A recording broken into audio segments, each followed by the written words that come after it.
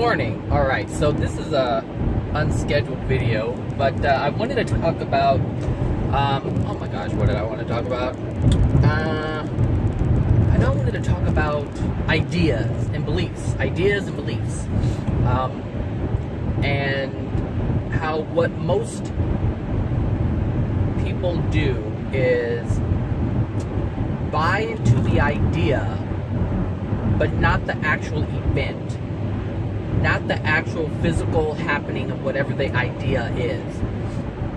There's something that is more comforting in the idea than an actual event. So I was thinking this morning about well, it kind of all started with this Facebook thing that popped up. Where am I going? Oh, okay. I'm going to the farmer's market to find some purple carrots. So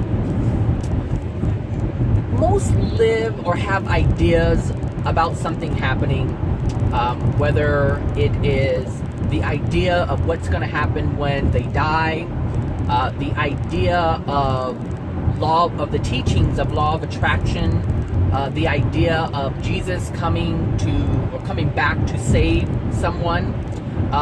These are all ideas of someone loving you, who is currently in your life, and you don't feel loved by that person. You have the hope of the idea of it happening, but the actual event isn't something that people really focus on.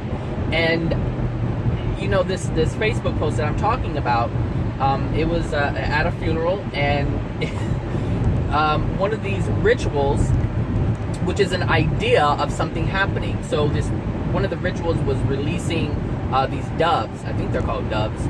And doves. And they released this. The preacher, the minister, whomever was, doing the talk in conducting the service. He said, we released the first dove in the Holy Spirit, or in the name of the Spirit, or something like that. And then there were 3 more doves that were released, that were locked in this cage, or the basket. It was a basket, a weaved basket. And let me turn this air down just in case it's picking up on it. And so 1, 2, 3, they all flew out, but this last one flew out and kind of shot towards the freeway. This big rig went, and it died. Now, I'm not laughing at the death of the dove, but I'm laughing at the idea of what this was supposed to represent. So, first of all, we have to look at the whole situation. You're taking an animal that is free, God's creation, that is free to fly wherever it wants to fly.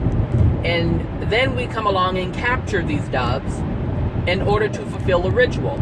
So we're taking away the free will of an animal and caging them, and then letting them free for a symbolic representation of whatever it's supposed to be.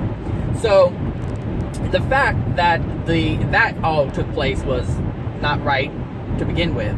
But then you have this ritual that is supposed to be looked upon by God as this thing that you're supposed to be doing. But then the bird ends up dying. And so you have to ask yourself, if this was so sacred, if this was something that God wanted, why would God allow this bird to die?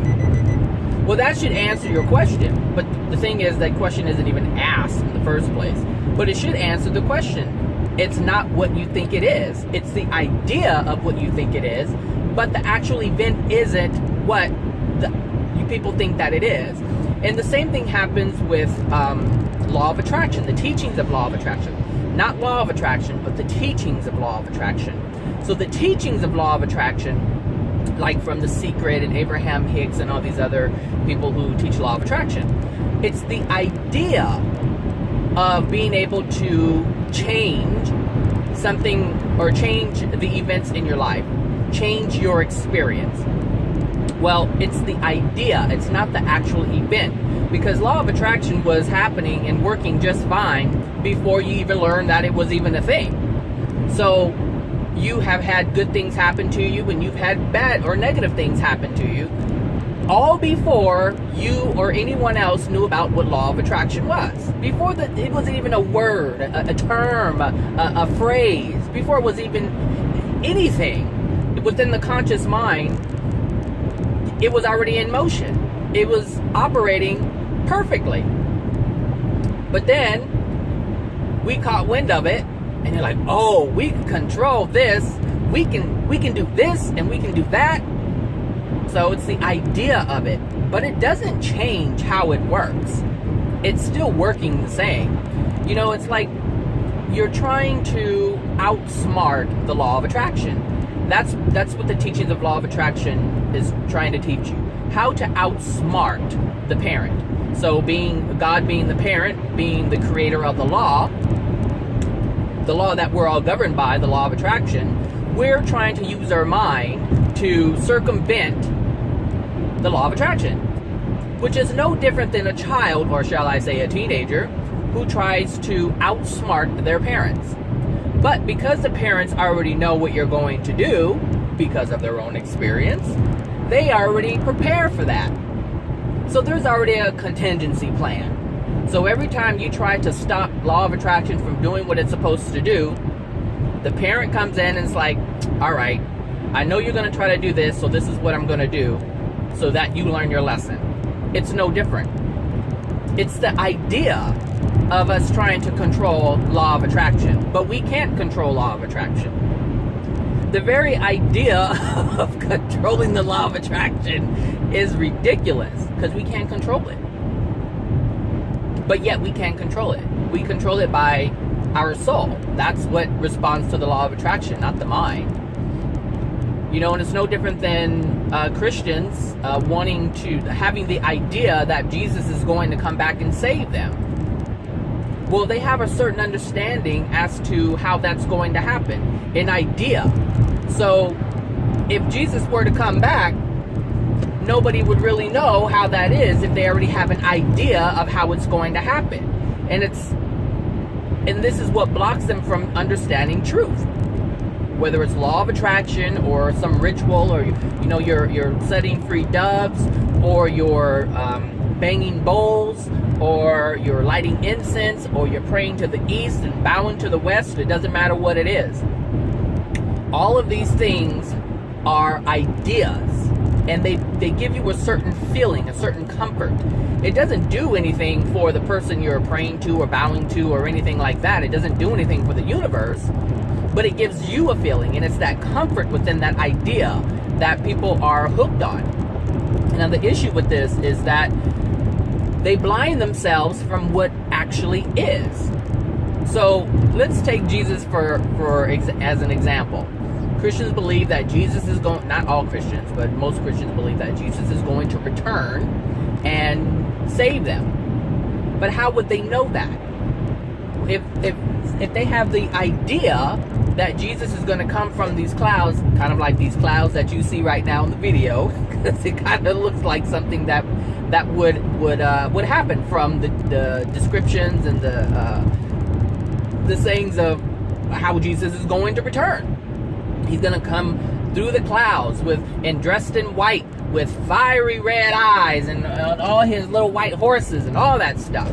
So this is an idea that people have, a belief in this idea.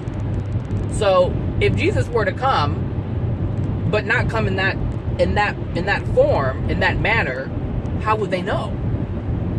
They would ignore it. They would discount it. And this is the problem with ideas, being so rigid in terms of the idea. You know, what's really important within any belief is to listen to the words, the meaning of the words, not to take it so literally. Because when you do that, you lock yourself in and you blind yourself from the potentials of it coming in a different way. Whether it's a lesson, whether it's Jesus, whether it's whatever it is, it doesn't matter. So it's just important to understand these ideas. It's the idea that brings you comfort, but it's also the idea that blinds you from truth. Because you don't give any wiggle room. You don't give whatever idea you have, you don't give it room to change its mind or to alter things. based on the current circumstances, which is generally how human beings live life anyway. But this is the problem. This is what needs to change. Well, you said you were going to do it like this and you didn't do it like that. Even though the same result is achieved, you don't give anyone any kind of wiggle room.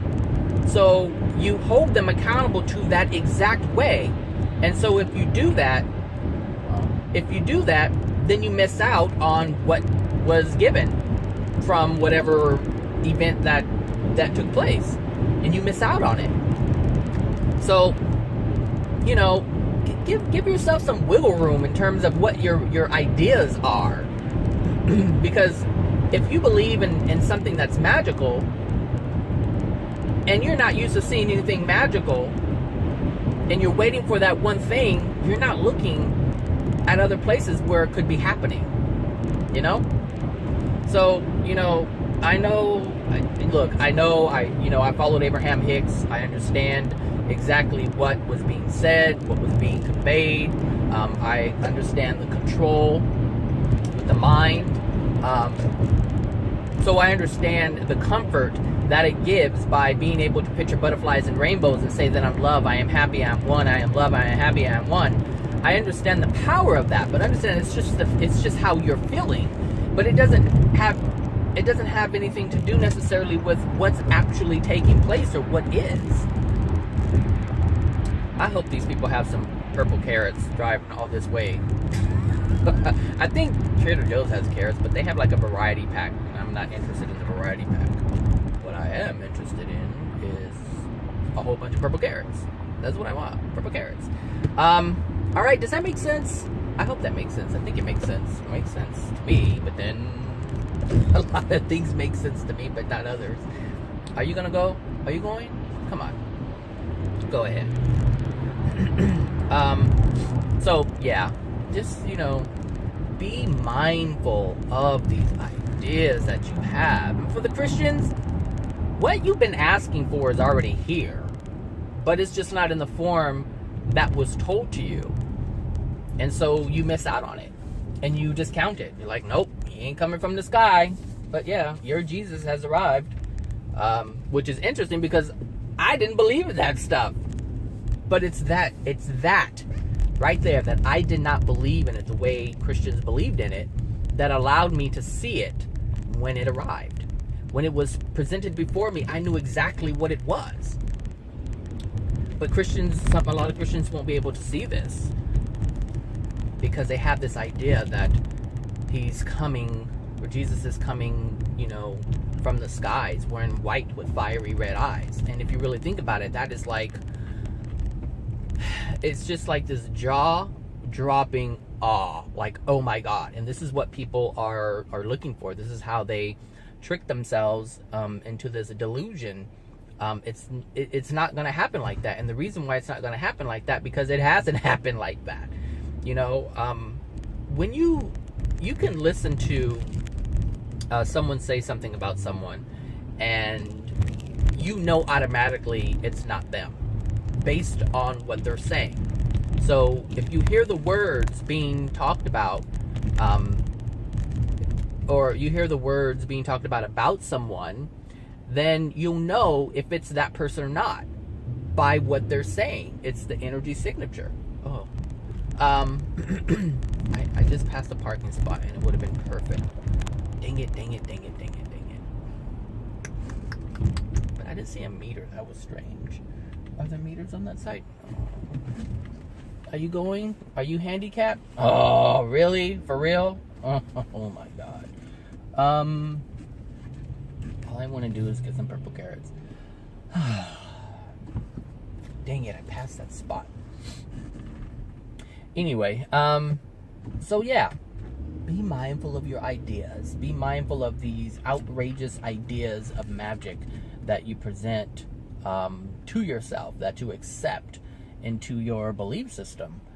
Because once you lock yourself into something, you can't get out of it. You can't get out of it. It's like locking yourself into a written contract. Once you do it, you can't get out of it. But the thing is, the great thing about beliefs is that you have the option to break that if you want At any given time, you can believe that, you know, black people are this, or white people are that, or Mexicans are this, and Latinos, and it doesn't matter what it is. You have the ability in any given moment of your existence to change that belief, to break that contract of believing a certain thing. You have that ability. You have that option. And that is the freedom of the soul. That is the power of the soul. No one can hold you to any belief. You control how you believe certain things.